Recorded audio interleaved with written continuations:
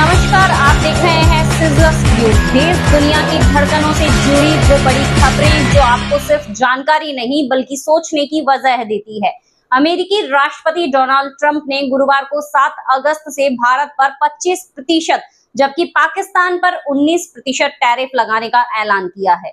यह south Asia के किसी भी देश पर सबसे कम टैरिफ है।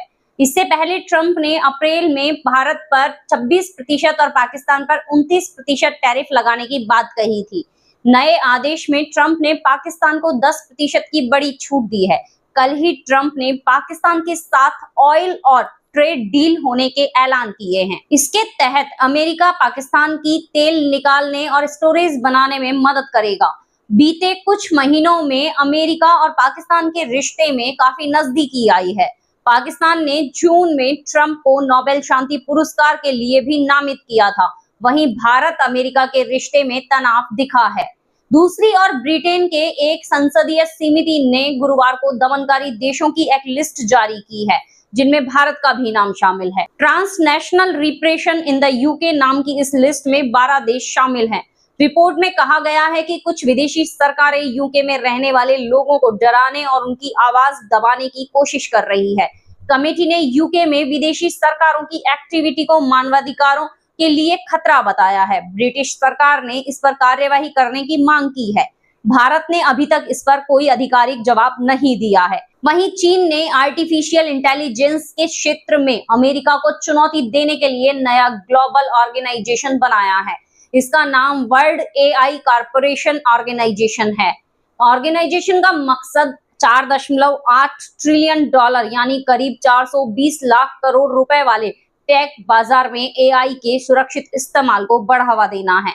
वहीं दूसरी ओर गूगल आंध्र प्रदेश के विशाखापट्टनम में एशिया का सबसे बड़ा डेटा सेंटर बनाएगा। इसकी क्षमता 1 गीगावाट होगी। फिलहाल देश भर में कुछ 1.4 गीगावाट क्षमता के डेटा सेंटर ऑपरेशनल हैं। राइटर्स के मुताबिक गूगल इसके लिए 50,000 करोड़ रुपए का इन्वेस्टमेंट करेगा। इसमें से 16,000 करोड़ रुपए से रिन्यूएबल एनर्जी से जुड़ी फैसिलिटी बनेगी। इसी से डेटा सेंटर को बिजली मिलेगी। वहीं दूसरी ओर संसद के मानसून सत्र का शुक्रवार को 10वां दिन है। बिहार वोटर वेरिफिकेशन मामले में आज भी हंगामे के आसार है। विपक्ष लगातार मांग कर रहा है कि बिहार वोटर लिस्ट वेरिफिकेशन मामले पर सदन में चर्चा हो। आम आदमी पार्टी के राज्यसभा सांसद संजय सिंह ने राज्यसभा में कार्य स्थगन नोटिस पेश किया। उन्होंने अमेरिका के भारत पर लगाए 25% टैरिफ पर चर्चा की मांग की है। संजय ने राज्यसभा के महासचिव को यह नोटिस सौंपा। वहीं प्रवर्तन निदेशालय ईडी ने रिलायंस ग्रुप के प्रेसिडेंट और मैनेजिंग डायरेक्टर अनिल अंबानी को 17,000 करोड़ के लोन फ्रॉड केस की जांच के सिलसिले में पूछताछ के लिए तलब किया है। अनिल को 5 अगस्त को दिल्ली स्थित ईडी मुख्यालय में पेश होने के लिए कहा गया है। ईडी ने पिछले हफ्ते मुंबई में अनिल अंबानी के रिलायंस ग्रुप से जुड़े 35 से ज्यादा ठिकानों पर छापेमारी की। इनमें करीब 50 कंपनियां शामिल हैं। 25 से ज्यादा लोगों से भी पूछताछ की गई है। वहीं अब राजस्थान के झालावाड़ और जैसलमेर में हुए हादसे के बाद स्वायत्त शासन विभाग पूरी तरह से एक्टिव मोड में नजर आ रहा है।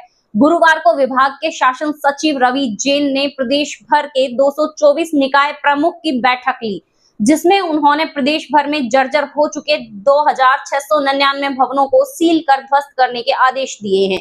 अब जानते हैं मौसम का हाल। धौलपुर में मिनी ट्रक के साथ ड्राइवर क्लीनर बह गए।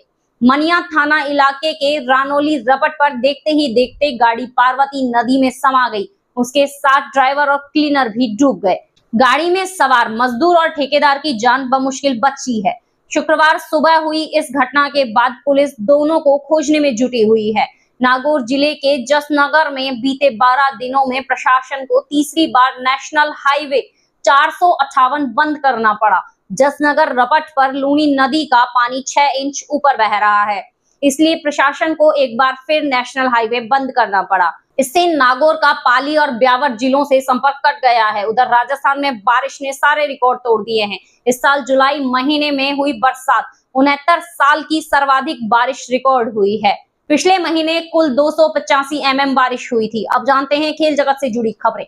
भारत और इंग्लैंड के बीच एंडरसन तेंदुलकर ट्रॉफी का 5वां और आखिरी टेस्ट लंदन के द ओवल स्टेडियम में खेला जा रहा है। गुरुवार को मुकाबले के पहले दिन शुभमन 21 रन बनाकर रन आउट हुए। छोटी पारी के बावजूद उन्होंने सुनील गावस्कर और गैरी सोबर्स के 2 रिकॉर्ड तोड़ दिए हैं। राहुल ने सीरीज में 1000 गेंदें भी खेल ली है। शुभमन गिल 21 रन बनाकर आउट हुए हैं। इस पारी के साथ उनके मौजूदा सीरीज में 743 रन हो गए हैं। इसी के साथ शुभमन एक टेस्ट सीरीज में सबसे ज्यादा रन बनाने वाले भारतीय कप्तान बन गए हैं। उन्होंने सुनील गावस्कर का रिकॉर्ड तोड़ दिया है, जिन्होंने 1978 में वेस्ट इंडीज के खिलाफ 6 टेस्ट की सीरीज में 732 रन बनाए थे। तो ये थी आज की सबसे बड़ी और असरदार खबरें। सिजलर्स न्यूज के साथ जुड़े रहिए, क्योंकि यहाँ सिर्फ खबरें नहीं मिलती, नजरिया मिलता है। धन्यवाद।